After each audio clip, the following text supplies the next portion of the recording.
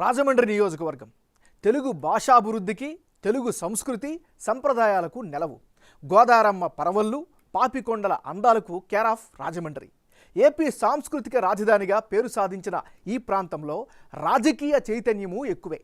Voter తీర్పు ఎప్పుడు కాస్త డిఫరెంట్గానే ఉంటుంది. గత ఎన్నికల్లో బంపర్ మెజారిటీ విజయం సాధించిన ఆదిరెడ్డి భవానీ వచ్చే ఎన్నికల్లోనూ తెలుగుదేశం పార్టీ నుంచి మళ్ళీ బరిలోకి దిగే అవకాశాలు కనిపిస్తున్నాయి.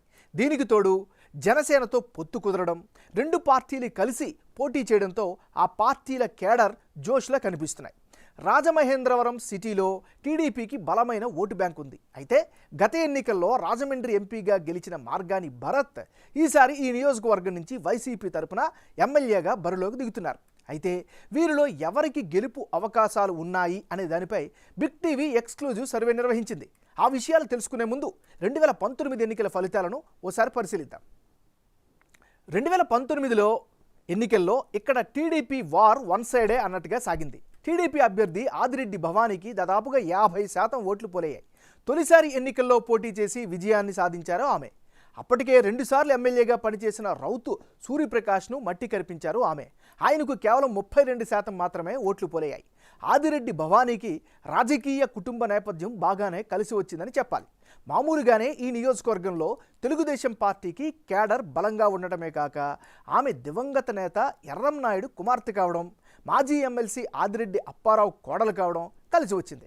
ఇక జనసేన నుంచి పోటీ చేసిన సత్యనారాయణకు కూడా గత ఎన్నికల్లో 14% ఓట్లు వచ్చాయి. అయితే ఈసారి టీడీపీ జనసేన కలిసి పోటీ చేయడంతో టీడీపీకి గెలుపు అవకాశాలు మరింత పెరిగాయి అని చెప్పాలి.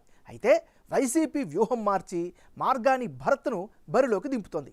మరి ఈ మార్పు ఎంతవరకు ప్రభావం చూపుతుంది, రాజమండ్రిలో గెలుపు అవకాశాలు ఎవరికి ఉన్నాయి అనే అంశంపై బిగ్ టీవీ చేసిన సర్వే వివరాలను ఇప్పుడు పరిశీలిద్దాం. అభ్యర్థుల వారీగా బలాబలాలు ఎలా ఉన్నాయి ఒకసారి పరిశీలిద్దాం. ముందుగా ఆదిరెడ్డి భవానీకి ఇప్పుడున్నటువంటి గ్రౌండ్ రియాలిటీ ఎలా ఉంది?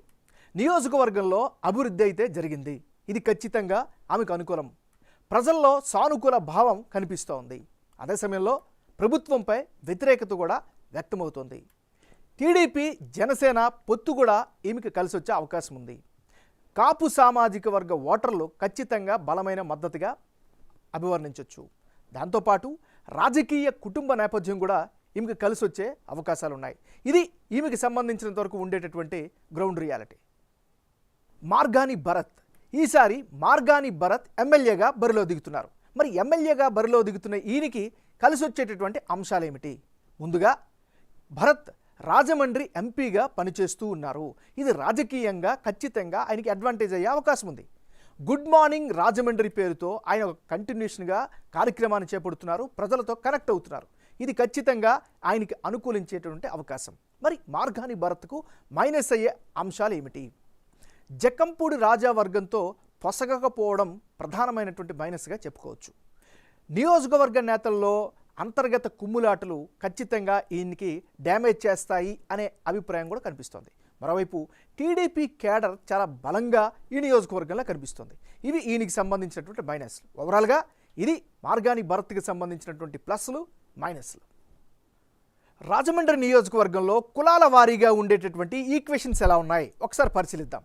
ముందుగా ఈ నియోజకవర్గంలో శెట్టి బలిజ కమ్యూనిటీ 18% మంది ఉన్నారు. కాపులు 14%, కుప్పల వెలమ 14%, ఎస్సీ సామాజిక వర్గం 12% నివసిస్తుంటే పద్మశాలులు 8%, బ్రాహ్మణులు 6%, వైశ్య 6% ఉంటే యాదవులు 4%, ఇతర బీసీ వర్గాలు 10% మంది ఇక్కడ నివసిస్తున్నారు. అంటే రాజమండ్రి నియోజకవర్గంలో అత్యధిక సంఖ్యలో అంటే సుమారు 18% మంది శెట్టి బలిజలు ఉన్నారు. ఇందులో మెజారిటీ అంటే 60% మంది వైసీపీకి సపోర్ట్ చేస్తున్నారు. ప్రస్తుత ఇన్ఛార్జ్ అయిన మార్గాని భరత్ కూడా ఇదే సామాజిక వర్గానికి చెందిన నేత కావడం ఆ పార్టీకి మరింత కలిసి వచ్చే అంశం. అయితే టీడీపీకి కూడా 40% మంది మద్దతు పలుకుతున్నారు. టీడీపీ ఈ సామాజిక వర్గంలో సంప్రదాయ ఓటర్లు ఉన్నారు. కోనసీమ అల్లర్ల సమయంలో తమ సామాజిక వర్గానికి చెందిన వారిపై ప్రభుత్వం కేసులు నమోదు చేయడం వారికి కాస్త కోపాన్ని తెప్పించినట్లు బిగ్ టీవీ సర్వేలో తేలింది. ఇక 14% మంది ఉన్న కాపు సామాజిక వర్గ ఓటర్లలో 55% మంది టీడీపీ కూటమికే మద్దతు పలుకుతున్నారు. ముఖ్యంగా జనసేన టీడీపీతో పొత్తు పెట్టుకోవడంతో ఈ సామాజిక వర్గ ఓటర్లు గంపగత్తుగా టీడీపీకే జై కొట్టే అవకాశాలు కనిపిస్తున్నాయి. ఇక వైసీపీకి కూడా 35% మద్దతు పలికే అవకాశం ఉంది. 14% ఉన్న కొప్పుల వెలమ ఓటర్లలో 70% మంది వైసీపీకి, టీడీపీ కూటమికి 30% మద్దతు పలుకుతున్నారు.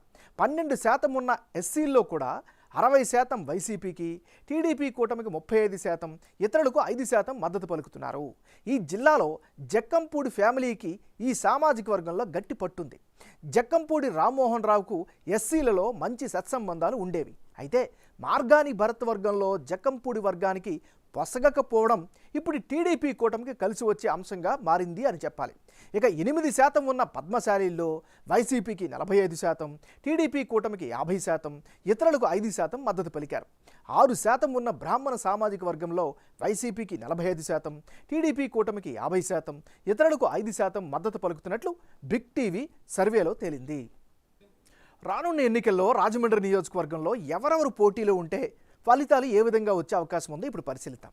ముందుగా మార్గాని భరత్ వర్సెస్ ఆదిరెడ్డి భవానీ, వీళ్ళిద్దరే బరిలోకి నిల్చుంటే అప్పుడు వైసీపీకి 41%, టీడీపీకి 49%, ఇతరులకు 10% ఓట్లు దక్కే ఛాన్సెస్ ఉన్నట్లుగా సర్వేల ద్వారా తెలుస్తోంది. అంటే ఇప్పటికిప్పుడు రాజమండ్రి నియోజకవర్గంలో ఎన్నికలు జరిగితే 49% ఓట్లతో టీడీపీ అభ్యర్థి ఆదిరెడ్డి భవానీ గెలిచే అవకాశం ఉందని బిగ్ టీవీ సర్వేలో తేలింది. ఎంపీ అభ్యర్థిత్వాన్ని వదులుకొని ఎమ్మెల్యేగా పోటీ చేసే మార్గాని భరత్కు 41% ఓట్లు పడే అవకాశాలు ఉన్నాయి. ఇక ఇతరులకు 10% ఓట్లు పడే ఛాన్సెస్ కనిపిస్తున్నాయి. ప్రస్తుత పరిస్థితులు చూస్తే వైసీపీ అధిష్టానం నిర్వహించిన ఇన్ఛార్జి మార్పు ఓటు షేర్ను పెంచుతుంది, కానీ గెలిచే అవకాశాలు లేవని తెలుస్తుంది. ఈ నియోజకవర్గంలో టీడీపీకి ఉన్న బలమైన ఓటు బ్యాంకు, కింజరాపు ఆదిరెడ్డి ఫ్యామిలీల రాజకీయ నేపథ్యంతో పాటు జనసేన బలమైన మద్దతుతో టీడీపీ గెలిచే అవకాశాలున్నట్లు బిగ్ టీవీ సర్వేలో తేలింది.